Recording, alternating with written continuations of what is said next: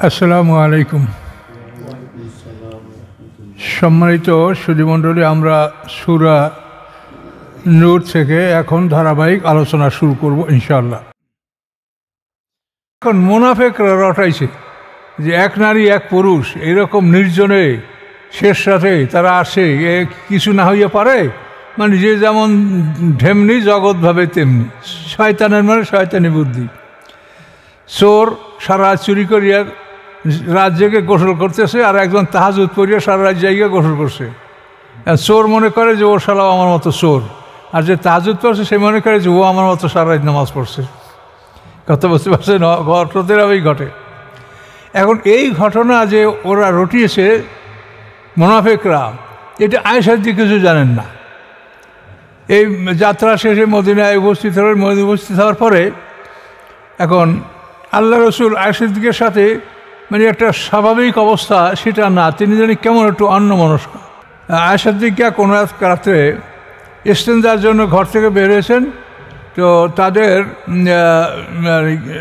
গৃহে যে নারী ছিল মেস্তা বেনে আসাসার মা উম্মে মেস্তা, তাকে নিয়ে আয়েশা সিদ্দিকা রাত্রে ইস্তেঞ্জায় বের হয়েছেন। ইস্তেঞ্জা করে ফেরার পথে ওই মেস্তার মা হঠাৎ করে হোঁচট খেয়ে আচার খেয়েছে।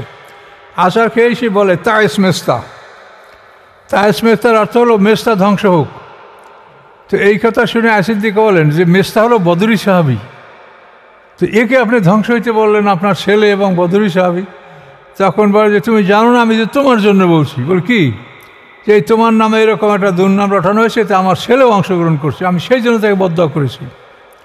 তখন সিদ্দিকা অস্থির হয়ে গেলেন যে আসলে এই জন্য আল্লাহ রসুল অন্যমনস্ক, আমি অন্য সময় অসুস্থ হলে যে সে মা সেবা যত্ন করে এভাবে করছে না, খুব কাঁদতে শুরু করে। মানে এমনভাবে কান্না শুরু হলো যে মনে হয় যেন কলিজা ফেটে যাবে কাঁদতে কাঁদতে। এভাবে একদিন এক রাত পার হয়ে গেল, কোনোভাবেই তার কান্না বন্ধ হচ্ছে না। এরপরে আল্লাহ রসুল আসলেন আবু বকর সিদ্দিকের বাড়িতে। আয়েশা আয়েশার দিকে বললেন যে তোমার ব্যাপারে আল্লাহ আমাকে এখনও কিছু জানান নাই, তবে আমি বলি যে তোমার যদি কোনো ভুল ত্রুটি হয়ে থাকে তুমি আল্লাহর কাছে মাফ চাও। আয়েশা দিয়ে বলেন এই কথা শুনে আমি ক্ষিপ্ত হয়ে গেছি, আমার কান্না বন্ধ হয়ে গেছে। আমি তখন মাকে বললাম জবাব দেন, বাবাকে বললাম একে উত্তর দেন, তারা বলে আমরা এর উত্তর দিতে পারছি না। তখন আয়েশা দিয়ে বলেন যে আমি বললাম যে আমি অন্যায় করি নাই, যদি বলি অন্যায় করেছি এটা বিশ্বাস করবেন, আর আমি যে অন্যায় করি নাই, আমি যে সৎ সতী, এটা আপনারা অবিশ্বাস করছেন। কাজে আমার এখন ওই ইয়াকুবুল আসলাম যা বলছে ফাসবরুন জামিল, আমারও সবরে জামিল ছাড়া কোনো উপায় নাই। আয়েশা বলেন আমি এই উত্তর দিলাম। তো এইভাবে কথা কাটাকাটি হচ্ছিল। আয়েশা দিয়ে বলেন যে আমরা ঘর থেকে কেউ বের হই নাই। এর মধ্যে হঠাৎ করে আল্লাহ রসুলের মধ্যে একটা অচেতনতা, যে ওহির কারণে যেটা হয় স্লাম্বারিং বা ডোজিং, একটা অচেতন অবস্থা, এটা আল্লাহ রসুল অচেতন হয়ে পড়লেন। আউযু বিল্লাহি মিনাশ শাইতানির রাজিম, বিসমিল্লাহির রহমানির রহিম। সূরাতুন আনজালনাহা ওয়া ফারাদনাহা ওয়া আনজালনা ফিহা আয়াতিন বাইয়িনাতিন লাআল্লাকুম তাযাক্কারুন। আল্লাহ রাব্বুল আলামিন বলেন, এই একটি সূরা আমি নাজেল করেছি, এই সূরাকে ও ফারাজনাহা, এবং এটা অবশ্য পালনীয় করে দিয়েছি। ফারাজা মানে অবশ্য পালনীয়। ও আনজালনা ফিহা আয়াতিন বাইয়িনাত, এবং নাজেল করেছি আমি ওই সূরার মধ্যে আয়াতিন বাইয়িনাত, উজ্জ্বল আয়াতসমূহ, লাআল্লাকুম তাযাক্কারুন, যাতে তোমরা উপদেশ গ্রহণ করতে পারো। ধরেছেন? আচ্ছা, আবার ধরেন সূরাতুন আনজালনাহা, এই একটি সূরা আমি এই সূরা নাজেল করেছি। ও ফারাদনাহা, এবং এই সূরাকে আমি অবশ্য পালনীয় করেছি। ও আনজালনা ফিহা আয়াতিন বাইয়িনাত, এবং নাজেল করেছি এই সূরার মধ্যে উজ্জ্বল প্রমাণ সমূহ, লাআল্লাকুম তাযাক্কারুন, যাতে তোমরা উপদেশ গ্রহণ করতে পারো। এখন এই সূরায় যা নাযিল করছে আল্লাহ, ফারাদনাহা, এটা অবশ্যই পালন করতে হবে, অবশ্য পালনীয় বিষয়। এখন দেখেন, আর জানিয়াত আর জানি, জেনাকারী নারী, জেনাকারী পুরুষ, ফাজলিদু কুল্লা ওয়াহিদিন মিনহুমা মিয়াতা জালদা,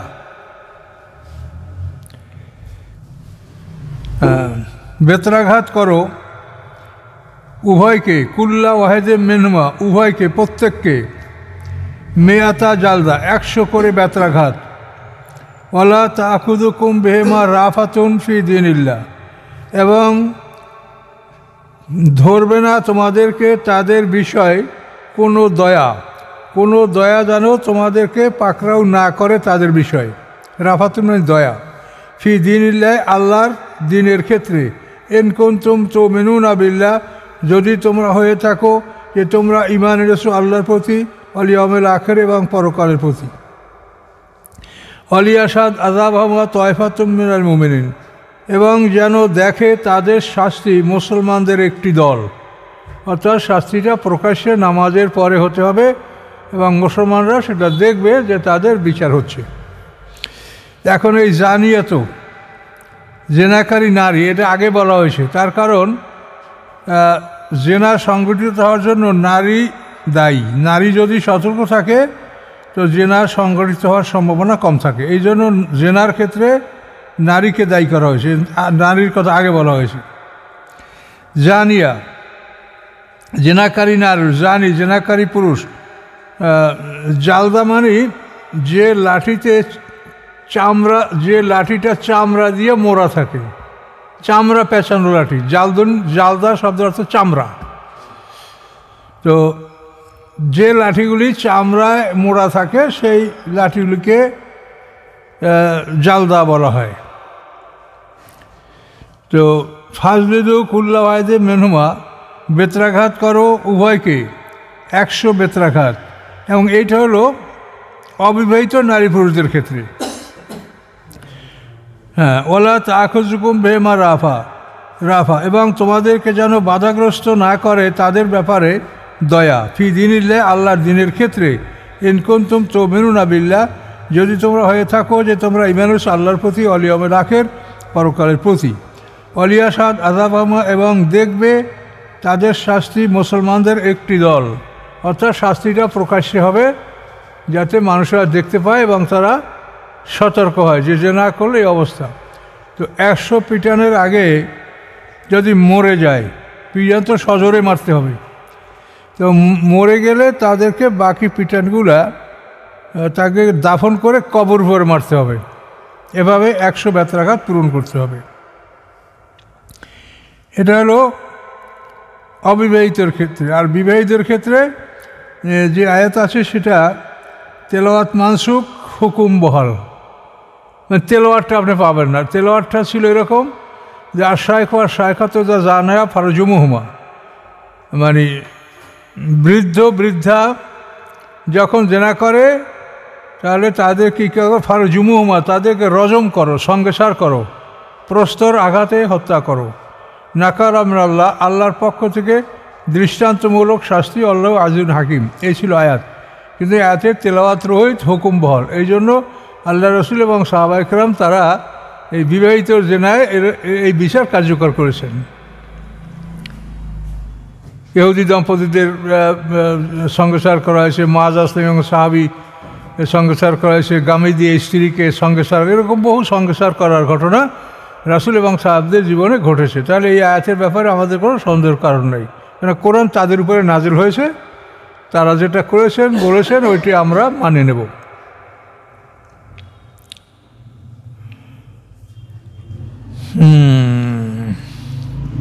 আর জানি জেনাকারী পুরুষ, লাইয়ান কইল্লা জানিয়া, জেনা করবে না কাকেও জেনাকারী নারী ছাড়া। জানি হলো জেনাকারী পুরুষ আর জানিয়া হলো জেনাকারী নারী। তো জেনাকারী পুরুষ বিবাহ করবে না জেনাকারী নারী ছাড়া অন্য কাউকে, অথবা মোশরেককে।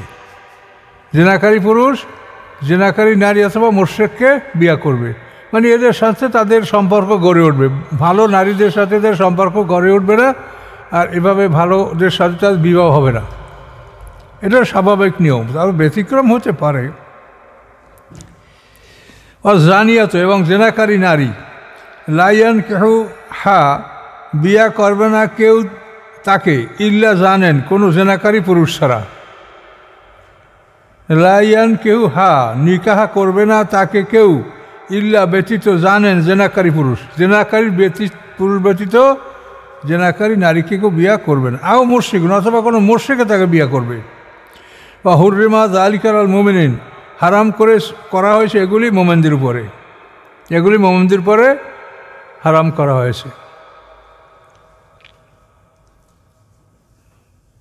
এভাবে মদিনায় হিজরত করার পরে এরকম অনেক ঘটনা ছিল যে যারা মুসলমান তাদের সাথে এরকম ইসলাম গ্রহণ করার আগে জেনাকারী নারীদের সাথে সম্পর্ক ছিল, কিন্তু আল্লাহ রসুল তাদের সাথে ইসলাম গ্রহণ করার পরে পুরুষদেরকে তাদেরকে বিয়ে করতে নিষেধ করছেন।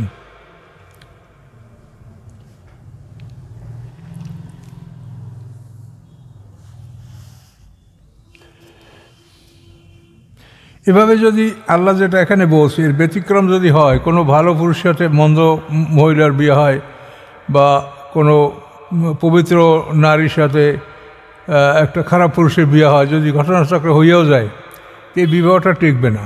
হয়তো কেউ না কেউ মরবে, না তালাক হবে, যা কিছু একটা হবে, এটা শেষ পর্যন্ত বিচ্ছেদ হয়েই যাবে, এটা থাকবে না।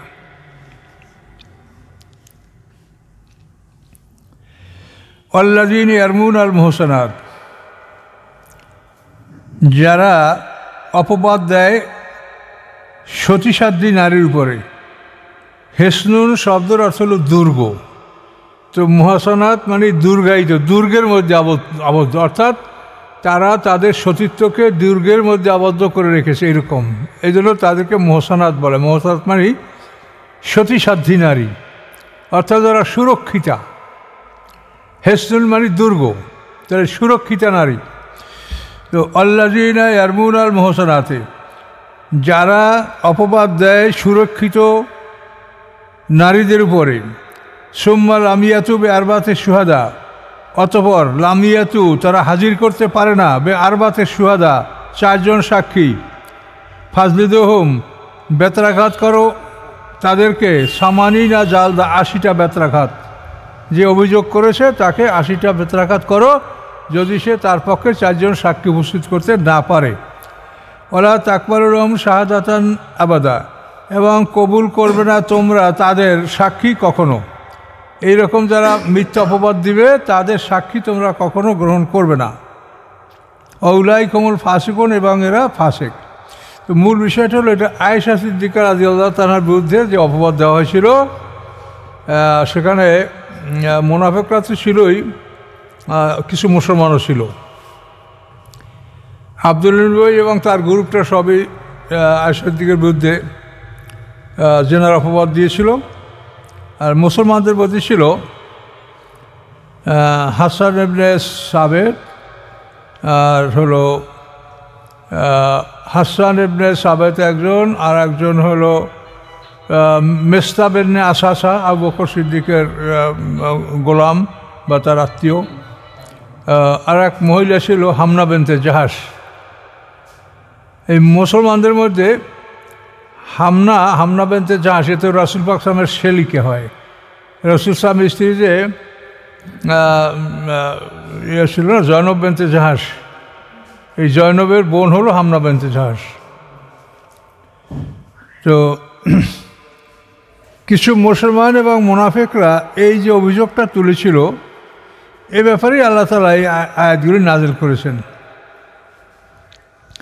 এখন আল্লাহ বলছেন তাদের সাক্ষী গ্রহণ করা হবে না, তারা ফাসিক, কিন্তু আল্লাহ তাআলা আবার তাদের জন্য দয়ার খবর শোনালেন। ইল্লাল্লাযিনা তাবু মিন বা'দি যালিকা, ব্যতীত তারা যারা তওবা করে এরপরে, মানে এরা ভুল করিয়ে বসে, যদি তওবা করে আল্লাহ তাআলা তাদের তওবা কবুল করবেন। ও আসলাম, এবং সংশোধন করে। ইন্নাল্লাহা গফুরুর রহিম, নিশ্চয়ই আল্লাহ তাআলা ক্ষমাশীল দয়াময়। তার কারণে এই মেস্তাবের আসাসাই মেস্তার মা এরা আবু বকর সিদ্দিকের তত্ত্বাবধানে এদের সংসার পরিচালনা হতো। তো এই মেস্তা এই সিদ্দিকার বিরুদ্ধে যে অপবাদ, এতে অংশগ্রহণ করছিল, কিন্তু পরে তারা তওবা করেছে, কিন্তু তাদের উপর বিচার করে 80টা বেত্রাঘাত তাদেরকে দেওয়া হয়েছিল।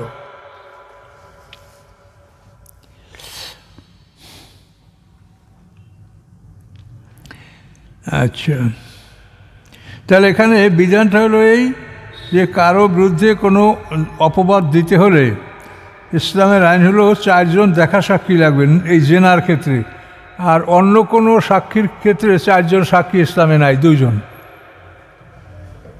জন সাক্ষী, 2 জন পুরুষ অথবা 1 জন পুরুষ 2 জন নারী, এতেই আপনার যে কোনো আপনার সাক্ষী এটা প্রমাণিত হবে। কিন্তু জেনার ক্ষেত্রে 4 জন সাক্ষীর কথা আল্লাহ বলেছেন। আর বিচারও এমন কঠিন, 4 জন সাক্ষীতে সাক্ষী দিলে তখন এদেরকে হয়তো 100 বেত্রাঘাত অবিবাহিত হলে আর বিবাহিত হলে তাদেরকে সঙ্গেসার, বিচারও ভয়ানক। তো এখানে আল্লাহর কি হিকমত আছে সেটা আমরা বুঝি না, তবে যতটুকু বুঝি সেটা হলো এই আল্লাহ তাআলা মানুষ সৃষ্টি করেছে, মানুষের দুর্বলতা সম্পর্কে আল্লাহ খুবই ভালো জানেন। কাজে এই জন্য 4 জন সাক্ষীর অর্থ হলো যারা বেপরোয়াভাবে জেনা করে। বেপরোয়াভাবে জেনা না করলে 4 জন সাক্ষীটা হতে পারে না।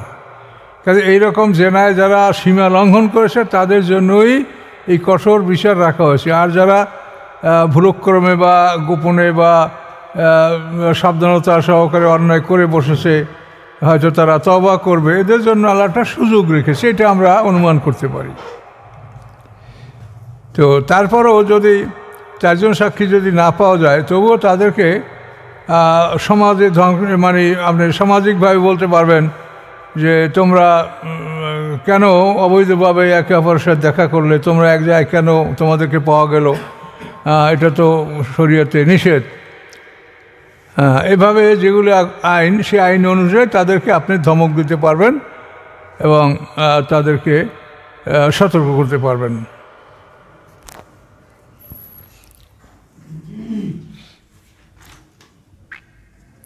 আচ্ছা, এটা গেল জেনার অপবাদ।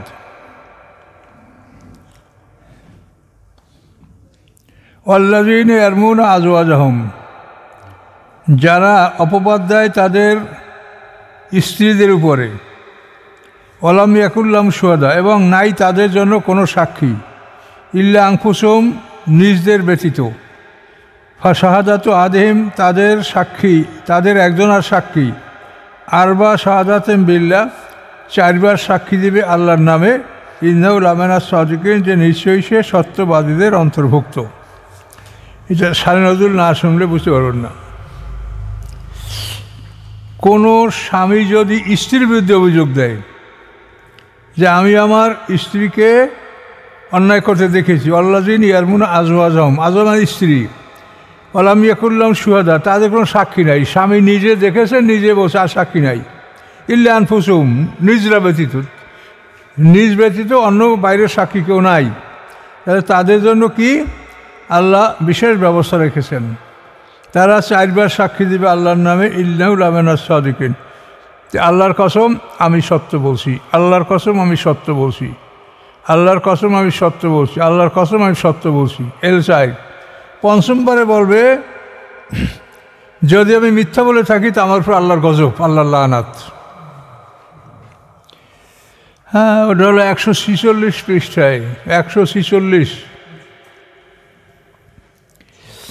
তো এটা শানে নজরুল হলো, হেলাল নামে একজন সাহাবী, সে খেতে খামারে কাজ করতে গেছেন, বাড়িতে আসেন রাত্রে, আইসা দেখেন তার স্ত্রী জেনায় লিপ্ত।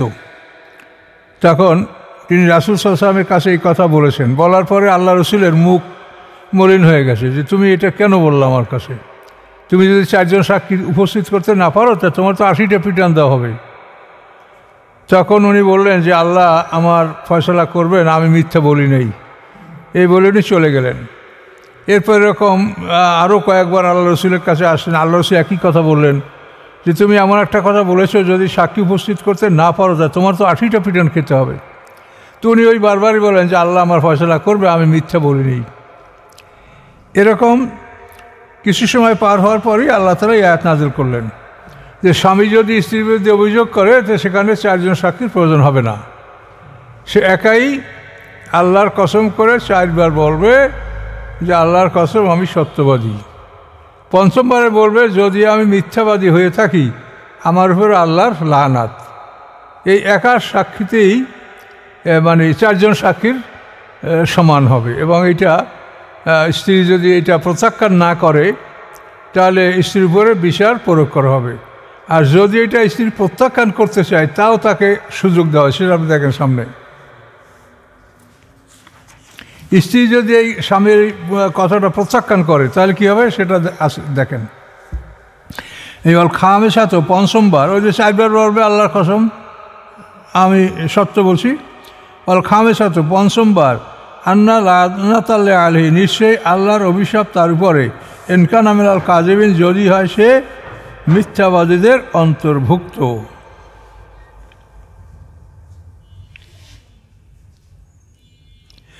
আচ্ছা, এরপরে ওয়াদ্রাউ আনহা, ওয়াদ্রাউটা এখানে একবার বসে, এখানে এটা ভুল, একটা কাটিয়ে দিতে হবে, উপরেটা কাটিয়ে দিয়ে, এই যে কাযিবিনের পরে ওয়াদ্রাউ, এরপর নিচে তো ওয়াদ্রাউ আছে। ওয়াদ্রাউ আনহা, এবং তার থেকে শাস্তি দূরে রাখা হবে, মানে শাস্তি থেকে তাকে অব্যাহতি দেওয়া হবে। কি করলে? আনতা সাদা আরবা শাহাদাত বিল্লাহ, যে সে সাক্ষী দেবে 4 সাক্ষী আল্লাহর নামে, ইন্নাহু লামিন আল কাযিবিন, যে নিশ্চয়ই আমার স্বামী মিথ্যাবাদী। স্ত্রী আল্লাহর কসম করে 4 বার, আল্লাহর কসম আমার স্বামী মিথ্যাবাদী, আল্লাহর কসম আমার স্বামী মিথ্যা, এটা 4 বার কসম করে বলবে। পঞ্চমবার বলবে যদি আমার স্বামী সত্যবাদী হয়ে থাকে তা আমার উপর আল্লাহর লানাত। এইটা যদি স্ত্রী বলে তা স্ত্রীকেও শাস্তি দেওয়া হবে না, কিন্তু দুজনের মধ্যে এমনভাবে পৃথক থাকার আদেশ দেওয়া হবে যে মৃত্যুবন্ধ আর কেউ কাউকে বিবাহ করতে পারবে না। তালাক দিলে অন্য স্বামী বিয়ে করলো, সারিয়ে দিল, আবার সে বিয়ে করলো, এসব কোনো সুযোগ আর এক্ষেত্রে থাকবে না। এটা হলো আল্লাহর আইন। এখন এই আল্লাহর আইন দেখেন, পুরুষকে আল্লাহ যে সম্মানিত করেছে, এটা একটা বিরাট, এখানে দেখেন যে রিজালু কাওয়ামুনা আলা নিসা, আল্লাহ যে বলছেন যে পুরুষরা নারীর উপরে কর্তৃত্ব করবে। তো এখানে এই পুরুষদেরকে আল্লাহ তাআলা একটা মানে বিরাট একটা বিষয় আল্লাহ তাআলা তাদেরকে মুক্তি দিলেন, এবং একটা সহজ পদ্ধতি আল্লাহ তাআলা তাদের জন্য প্রকাশ করলেন। এখন এই ঘটনাটা হলো, ওই হেলাল নামী সাহাবী সেই ক্ষেত্র থেকে আইসা স্ত্রীকে অপকর্মে লিপ্ত দেখেছে। তারপর এই আয়াত নাযিল হওয়ার পরে আল্লাহ রাসূল বলছে তোমরা উভয় আসো। আসে পরে স্বামীকে বলছে প্রথম যে তুমি বলো, তুমি তো একাই, তুমি 4 বার সাক্ষী দাও। তো 4 বার সাক্ষী দিয়েছে যে আল্লাহর কসম আমি যা দেখেছি আমি সত্য বলছি, আমি সত্যবাদী। পঞ্চমবারে কসম করার আগে আল্লাহ রাসূল বলছে যে দেখো হেলাল, দুনিয়ার শাস্তি আখিরাতের শাস্তিতেও অনেক হালকা, আখিরাতের শাস্তি খুব ভয়ঙ্কর। তোমার যদি কোনো রকম সন্দেহ থাকে তাহলে তুমি পঞ্চমবার সাক্ষী দিও না, বরং তুমি বিচারের অধীনে যাও। তিনি বলেন যে আল্লাহর কসম আমার মধ্যে কোনো দুর্বলতা নয়, আমি সত্য দেখেছি। তখন সে পঞ্চমবার আল্লাহর কসম করে বলেছেন যে আমি মিথ্যাবাদী হয়ে থাকলে আমার উপর আল্লাহ লানাত। এবার স্ত্রী তাকে যখন ডাকালো যে তুমি কি করবা, তুমি কি সাক্ষী মানো, তাহলে তোমার উপর বিচার হবে, আর যদি সাক্ষী না মানো তাহলে তুমি 4 বার আল্লাহর কসম করে বলো যে আমার স্বামী মিথ্যাবাদী। এখনও মহিলা হিমশিম খাচ্ছে, কিন্তু শয়তান এসে থেকে পরামর্শ দিচ্ছে যে তুই যদি এটা স্বীকার করো তাহলে তোর ছেলে মেয়ে আত্মীয় স্বজন সব হেউ প্রতিপন্ন হবে, ইজ্জত যাবে, কাজেই তুই স্বীকার করিস না। তখন বলার জন্য আমি এটা করিনি, আমি কসম করবো। তখন ওই নারী 4 বার কসম করলো যে আল্লাহর কসম আমার স্বামী মিথ্যাবাদী। এখন পঞ্চমবার যদি আমার স্বামী সত্যবাদী হয়ে থাকে তাহলে আমার উপরে আল্লাহ লানাত। এই সাক্ষী দিয়ে যাওয়ার আগে আল্লাহ রাসূল তাকে বলে যে তুমি দেখো দুনিয়ার মান সম্মান এই সব কিছু আখিরাতের তুলনায় কিছুই না, পরকালের শাস্তি অতি ভয়ঙ্কর। তুমি বিচার মেনে নিলে তওবা করলে আল্লাহ তোমাকে ক্ষমাও করতে পারে, তুমি বুঝে দেখো কী করবা। তখন ওই মেয়েটা, নারীটা কিছু সময় থমকে গেছিল যে আসলে আমি তাহলে অন্যায় স্বীকার করে বিচার গ্রহণ করি, কিন্তু শয়তান তাকে আবারও কুপরামর্শ দিল যে তোর আত্মীয় স্বজন সব অপমানিত হবে। তখনও বললো যে না আল্লাহর কসম না, মানে আমার স্বামী যদি আল্লাহর কসম আমার স্বামী মিথ্যাবাদী। 5 বারে সে বলল। এই দেখেন অল খামেসাতা পঞ্চমবারে আন্না গজবাল্লাহ আলাইয়া, তার উপরে আল্লাহর গজব হবে ইনকানা মিনাস সাদিকিন, যদি তার স্বামী সত্যবাদী হয়। পঞ্চমবার সাক্ষী দিলই যে খামেসাতা পঞ্চমবার আন গজবাল্লাহ আলাইহা, তার উপরে আল্লাহর গজব, এনকান আমেনা সাদিকিন, যদি হয় তার স্বামী সত্যবাদী, তার স্বামী যদি সত্যবাদী হয় তার উপরে আল্লাহর গজব, এটা পঞ্চমবার সে কসম করে বলবে। কিন্তু এটা সে বলেছে, বলার পরে আল্লাহ রসুল চিরদিনের জন্য তাদেরকে পৃথক করে দিয়েছেন। তো এই সমস্ত আইন কানুন, এটা তো আসলে আমরা কোরআন না পড়লে আপনি কোথায় পাবেন? এই কোনো ওয়াজে কেউ বসে আজ পর্যন্ত এটা বলবে না, এগুলো কোরআনে আছে। আপনি দেখছেন যে কোরআনে কত জিনিস আছে আল্লাহর। তো যাই হোক, যারা ভাগ্যবান তাদেরকে আল্লাহ তাআলা কোরআনের কাছে নিয়ে আসে, আল্লাহর শুকুর এটা। আল্লাহ বলেন, ওয়ালাউলা ফাদলুল্লাহ আলাইকুম রাহমাতুহু, যদি না হতো অনুগ্রহ আল্লাহর, ফদলুল্লাহ আল্লাহর অনুগ্রহ, যদি না হতো আল্লাহর অনুগ্রহ আলাইকুম তোমাদের উপরে, রহমাতুহু এবং তার দয়া, তাহলে কী হতে? তোমরা ধ্বংস হয়ে যেতে। ওয়ান্নাল্লাহ তাওয়াবুন হাকিম, নিশ্চয়ই আল্লাহ তাআলা তওবা গ্রহণকারী এবং মহাকৌশলী। ইন্নাল্লাযিনা যাও বিল ইফকি উসবাতুম মিনকুম, নিশ্চয়ই যারা নিয়ে এসেছে মিথ্যা ঘটনা, এফ মানে মিথ্যা, আয়েশা সিদ্দিকের বিরুদ্ধে যে মিথ্যা রচনাটা হয়েছে, উসবাতুম মিনকুম তোমাদের একটি দল। ওসবা মানে ছোটোখাটো দল, খুব বড় দল না, ওসবা একটা দল। আল্লাহ বলেন, লা তাহসাবু শাররা লাকুম, তোমরা মনে করো না উহা ক্ষতিকর তোমাদের জন্য, বাল হুয়া খায়রুল লাকুম, বরং উহা উত্তম তোমাদের জন্য।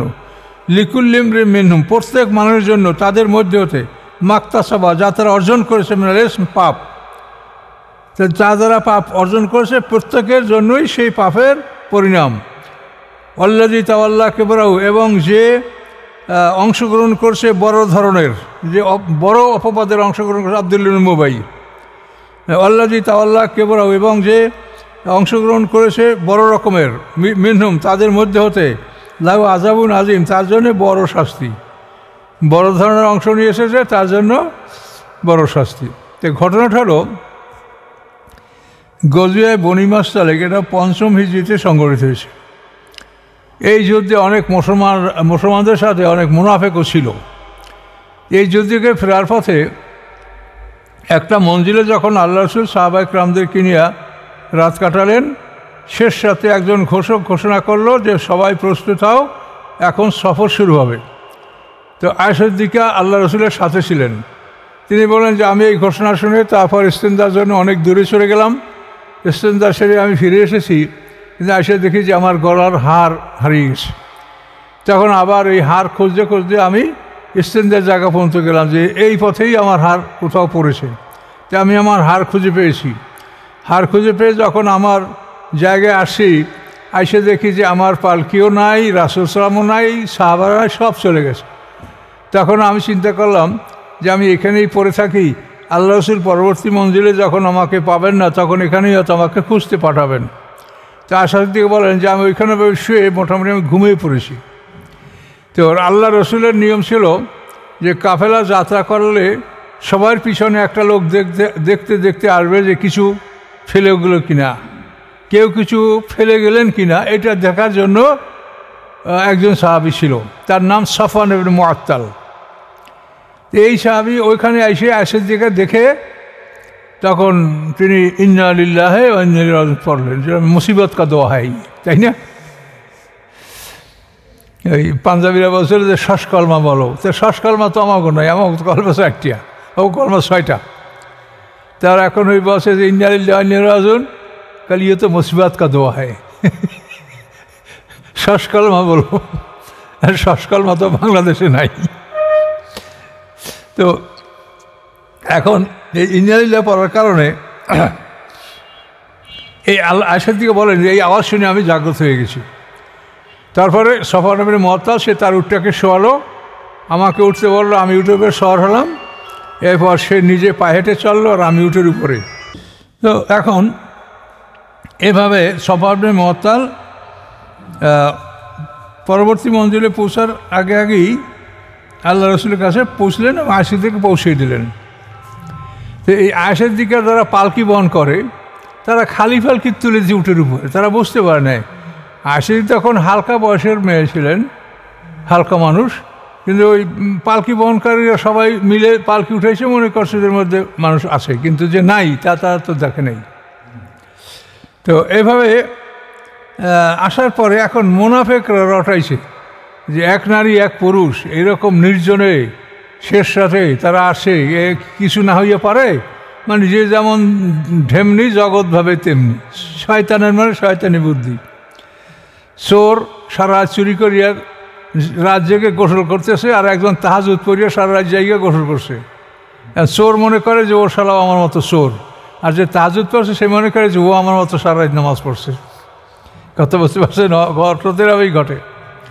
এখন এই ঘটনা যে ওরা রটিয়েছে মুনাফিকরা, এটা আয়েশার দিকে কিছু জানেন না। এই যাত্রা শেষে মদিনায় উপস্থিত হওয়ার পরে এখন আল্লাহ রসুল আয়েশার দিকের সাথে মানে একটা স্বাভাবিক অবস্থা সেটা না, তিনি জানি কেমন একটু অন্যমনস্ক, কিন্তু আয়েশার দিকে জানেন না যে কি ঘটনা ঘটেছে। তো এভাবে আয়েশার দিকে অসুস্থ হয়ে পড়েছেন। তিনি বললেন যে আমি আবার পিতৃালয়ে যাব, মায়ের কাছে যাব। আল্লাহ রসুল অনুমতি দিলেন, আয়েশার দিকে মায়ের বাড়ি চলে গেলেন। এদিকে এই বিষয়টা নিয়ে খুব তোলপাড় হচ্ছে, মুনাফিকরা এভাবে রটাচ্ছে, এর সাথে কিছু মুসলমানরাও আছে। তো একদিন মদিনার মসজিদে আল্লাহ রসুল বলেন যে আমাকে একটা লোক খুব কষ্ট দিচ্ছে, এ ব্যাপারে তোমরা আমাকে কে সাহায্য সহযোগিতা করতে পারো? তখন আনসারদের তো দুইটা দল, আউস এবং খাজরাজ। তো আউস গোত্রের নেতা সাদ ইবনে মুআয বলেন, ইয়া রাসূলুল্লাহ, আপনাকে কে কষ্ট দিচ্ছে? সে যদি আমার গোত্রের হয় তা আমি তাকে হত্যা করব, আর যদি অন্য গোত্রের হয় তা আপনি যা বলবেন তাই করব। একথা বলার পরে খাজরাজ গোত্রের নেতা সাদ ইবনে মুবাদা সে বলল যে তুমি ভুল বলেছ, সে যদি তোমার গোত্রের লোক হয় তা তুমি তাকে হত্যা করতে পারবে না, এই বিষয়ে কোনো মানুষকে হত্যা করা হোক এটা আমি চাই না। এটা বলছে খাজরাজ গোত্রের নেতা সাদ ইবনে উবাদা। তখন উসাইদ ইবনে হুযায়র, যে সম্মিলিত আনসার বাহিনীর নেতা, তিনি উঠে বললেন এই মানে একে সাদ ইবনে উবাদাকে যে তুমি মুনাফিকের পক্ষ অবলম্বন করেছো, আমরা এর বিচার করব। এ নিয়ে আনসারদের মধ্যে মানে গরম বাক্য বিনিময় এবং এমনকি হাতাহাতি হওয়ার পর্যায়ে পৌঁছেছে। তো পৌঁছার পরে যেহেতু আল্লাহ রসুল সেখানে আছেন, সবাইকে থামিয়ে দেওয়া হয়েছে। তো এই ঘটনা প্রায় 1 মাস পার হয়ে গেছে। আয়েশার দিকে তার বাবার বাড়ি। তো আল্লাহ রসুল তো এইভাবে আসেন, ওদিকে আয়েশার দিকে ওইভাবে আসেন। কিন্তু আয়েশার দিকে বিষয়টা জানলেন কেমনে শোনেন। আয়েশার দিকে কোনো রাত্রে ইস্তেঞ্জার জন্য ঘর থেকে বের হয়েছেন। তো তাদের গৃহে যে নারী ছিল মিস্তা বিনতে আসাসার মা উম্মে মিস্তা, তাকে নিয়ে আয়েশা সিদ্দিকা রাত্রে ইস্তেঞ্জায় বের হয়েছেন। ইস্তেঞ্জা করে ফেরার পথে ওই মেস্তার মা হঠাৎ করে হোঁচট খেয়ে আচার খেয়েছে। আচার খেয়ে সে বলে তায়েস মেস্তা। তায়েস মেস্তার অর্থ হলো মেস্তা ধ্বংস হোক। তো এই কথা শুনে আয়েশা সিদ্দিকা বলেন যে মেস্তা হলো বদরি সাহাবী, তো একে আপনি ধ্বংস হইতে বললেন, আপনার ছেলে এবং বদরি সাহাবী। তখন বলে যে তুমি জানো না আমি যে তোমার জন্য বলছি। বল কি? যে তোমার নামে এরকম একটা দুর্নাম রটানো হয়েছে, তা আমার ছেলেও অংশগ্রহণ করছে, আমি সেই জন্য তাকে বদদোয়া করেছি। তখন আয়েশা সিদ্দিকা অস্থির হয়ে গেলেন যে আসলে এই জন্য আল্লাহ রসুল অন্যমনস্ক, আমি অন্য সময় অসুস্থ হলে যে সে মা সেবা যত্ন করে এভাবে করছে না, খুব কাঁদতে শুরু করে। মানে এমনভাবে কান্না শুরু হলো যে মনে হয় যেন কলিজা ফেটে যাবে কাঁদতে কাঁদতে। এভাবে একদিন এক রাত পার হয়ে গেল, কোনোভাবেই তার কান্না বন্ধ হচ্ছে না। এরপরে আল্লাহ রসুল আসলেন আবু বকর সিদ্দিকের বাড়িতে। আয়েশার দিকে বললেন যে তোমার ব্যাপারে আল্লাহ আমাকে এখনও কিছু জানান নাই, তবে আমি বলি যে তোমার যদি কোনো ভুল ত্রুটি হয়ে থাকে তুমি আল্লাহর কাছে মাফ চাও। আয়েশা দিয়ে বলেন এই কথা শুনে আমি ক্ষিপ্ত হয়ে গেছি, আমার কান্না বন্ধ হয়ে গেছে। আমি তখন মাকে বললাম জবাব দেন, বাবাকে বললাম একে উত্তর দেন, তারা বলে আমরা এর উত্তর দিতে পারছি না। তখন আয়েশা দিয়ে বলেন যে আমি বললাম যে আমি অন্যায় করি নাই, যদি বলি অন্যায় করেছি এটা বিশ্বাস করবেন, আর আমি যে অন্যায় করি নাই, আমি যে সৎ সতী, এটা আপনারা অবিশ্বাস করছেন। কাজে আমার এখন ওই ইয়াকুবুল আসলাম যা বলছে ফাসাবরুন জামিল, আমারও সবরে জামিল ছাড়া কোনো উপায় নাই। আয়েশা দিয়ে বলেন আমি এই উত্তর দিলাম। তো এইভাবে কথা কাটাকাটি হচ্ছিল। আয়েশা দিয়ে বলেন যে আমরা ঘর থেকে কেউ বের হই নাই। এরকম হঠাৎ করে আল্লাহ রসুলের মধ্যে একটা অচেতনতা, যে ওহির কারণে যেটা হয় স্লাম্বারিং বা ডোজিং, একটা অচেতন অবস্থা, এটা আল্লাহ রসুল অচেতন হয়ে পড়লেন। তো আল্লাহ রসুল তার যখন অচেতন ভাব কেটে গেল, তো ওটাই প্রথম কথা বললেন যে আল্লাহ তুমি আয়েশা তুমি খুশি হও, তোমার পক্ষে আল্লাহ তাআলা কোরআনের আয়াত নাযিল করেছেন। এই সূরায় দেখতে পাবেন 10টা আয়াত আয়েশা সিদ্দিকার পক্ষে আল্লাহ নাযিল করেছেন। তো এইভাবে আয়েশা সিদ্দিকার পবিত্রতার উপরে আল্লাহ তাআলা কোরআন পাকে 10টা সূরা নাযিল 10টা আয়াত নাযিল করেছেন। তো এখন এইখান থেকে এটা দেখতে শুরু করেন, ইন্নাল্লাযিনা যাও বিল ইফকি উসবাতুম মিনকুম, নিশ্চয়ই যারা এই মিথ্যা রটনা করেছিল তারা ছিল একটা দল, মিনকুম তোমাদের মধ্যে হতে। লা তাহসাবুহু শাররাল লাকুম, তোমরা ধারণা করবে না হুয়াকে যে তোমাদের জন্য ক্ষতিকর, বাল হুয়া খায়রুল লাকুম, বরং এটা তোমার জন্য উত্তম। লিকুল্লি ইমরিন মিনহুম, প্রত্যেকটি মানুষের জন্য তাদের মধ্যে হতে মাকতাসাবা মিনাল ইসম, যা অর্জন করেছে তারা পাপ, এই পাপের অংশ প্রত্যেকের জন্যই, যারা অর্জন তাদের জন্য, মানে প্রত্যেককে 80টা বেত্রাঘাতের হুকুম দেওয়া, যেটা আগেই শুনছেন আপনি। আল্লাযী তাআল্লাকে বড়, এবং যারা বড় অংশগ্রহণ করেছে মিনহুম তাদের মধ্যে হতে, তার জন্য শাস্তিও বড় শাস্তি। তো এই শাস্তিতে আব্দুল উবাই, হামনা, মেস্তা, তারপরে হাসান ইবনে সাবিত, হামনা, মেস্তা, হাসান ইবনে সাবিত, আব্দুল উবাই, এই 4 জনকে এই বিচারের আওতায় আনা হয়েছিল।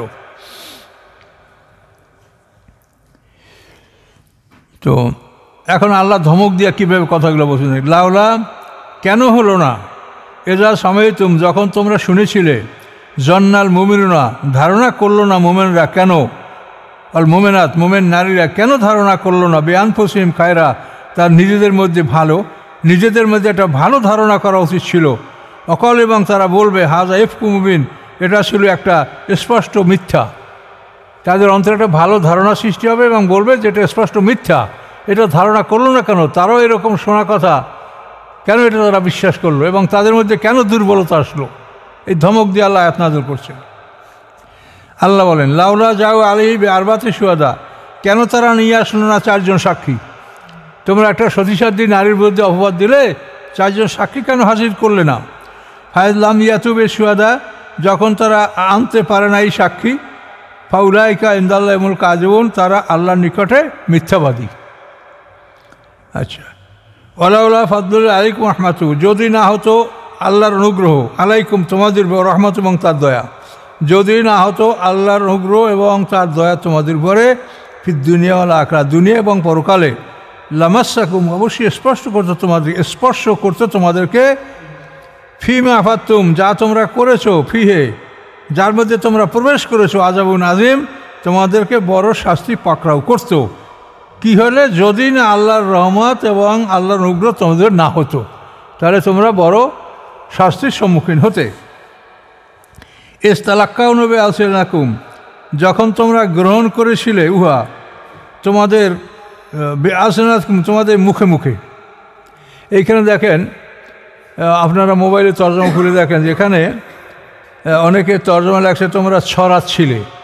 তালাক্কাউনা মানে ছড়ানো না, গ্রহণ করা। আপনার মোবাইল দিয়ে বাইর করে দেখেন, ফাতালাক্কা আদামু অর্থ কি, আদম গ্রহণ করলেন, তাই না। ফাতালাক্কা আদম রব্বি কালিমাতিন, সেখানে তালাক্কা মানে গ্রহণ করা, এখানেও তালাক্কাও মানে গ্রহণ করা।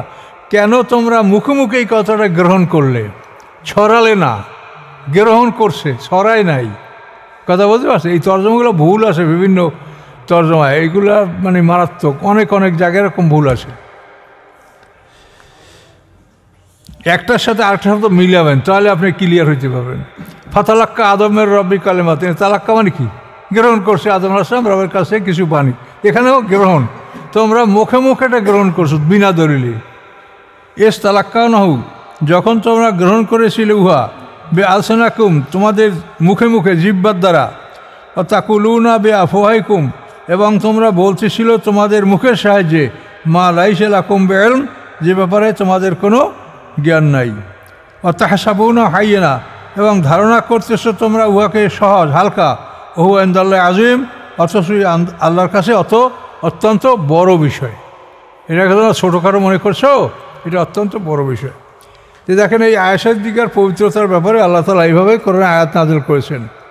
আর এই আয়েশা সিদ্দিকাকে নিয়ে কত মানুষ আল্লাহ রসুলকে খারাপ বলছে, খারাপ মন্তব্য করছে, নবী রাসূলরা নিজের ইচ্ছায় কিছু করেন না, তারা যা করেন আল্লাহর হুকুমে করেন। তারা আল্লাহর হুকুমের বাইরে কোনো কিছু করেন না। তিনি 25 বছর বয়সে কি একটা কুমারী মেয়ে বিয়ে করতে পারতেন না? আল্লাহর হুকুমে তিনি খাদিজা বিবিকে বিয়ে করছেন। তা আল্লাহ তাআলা নবী রাসূলদেরকে যে আদেশ করেন সেইভাবেই তারা করে, এরা নিজের ইচ্ছায় কোনো কাজ করেন না।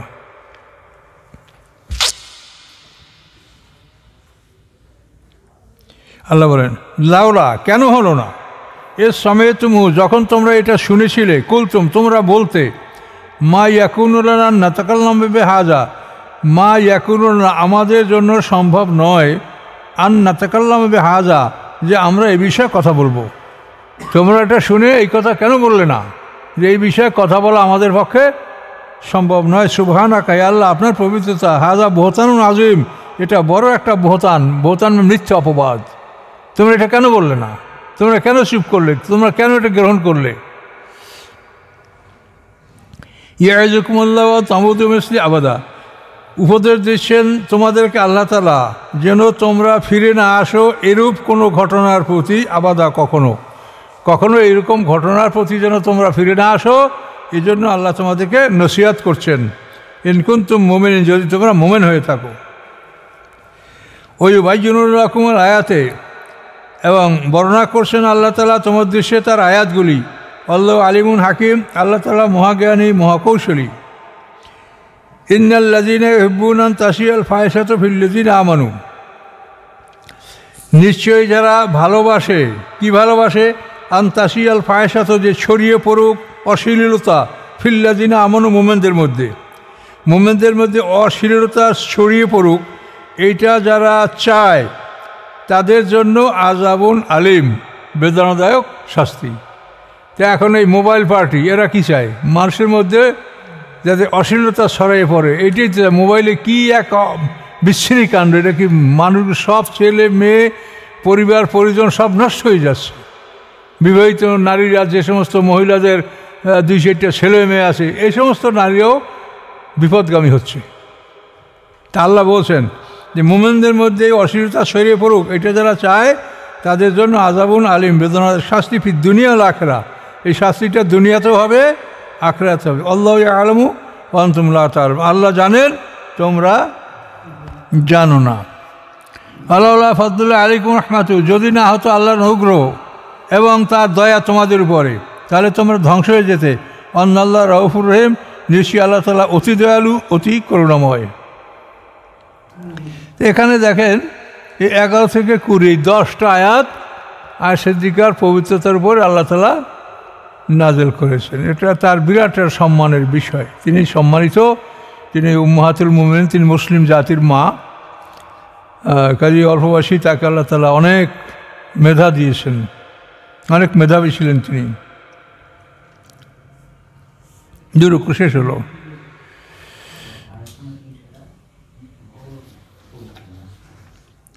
এফ হলো মিথ্যা রচনা। গীবাত আর বহতান, গীবাত হলো যে দোষ একজনের আছে এটা পিছিয়ে আলোচনা করা, আর বহতান হলো যে নিষ্পাপ মানুষের বিরুদ্ধে সমালোচনা করা। তার গীবাত আসাধ্য মিনাল জেনা, আল্লাহ রাসূল বলছেন গীবাত হলো জেনার চাইতেও মারাত্মক। আর বহতানও আসাধ্য মিনাল কতল, এবং বহতান হচ্ছে হত্যার চাইতে বড় অপরাধ। কাজে এই গীবাত বহতান এগুলো তো আমাদের আলেম সমাজে আমরা অহরহ দেখতে পাচ্ছি যে একটা নির্দোষ মানুষকে এমনভাবে করে যে কোণঠাসা করে, যাতে মনে হয় যেন এই লোকটা একেবারে কাফের, মুসলমানই না, অমুক সমুক। অথচ আল্লাহ তাআলা কোরআনে কি দেখছেন, আমরা যে এক ইহুদির বিরুদ্ধে মুসলমানরা অভিযোগ করছিল, মিথ্যা অভিযোগ, কোরআনে আয়াত নাযিল করে আল্লাহ প্রমাণ করলেন যে ইহুদি মিথ্যা চোর না। এটা সূরা নিসা আপনারা পড়েন নাই?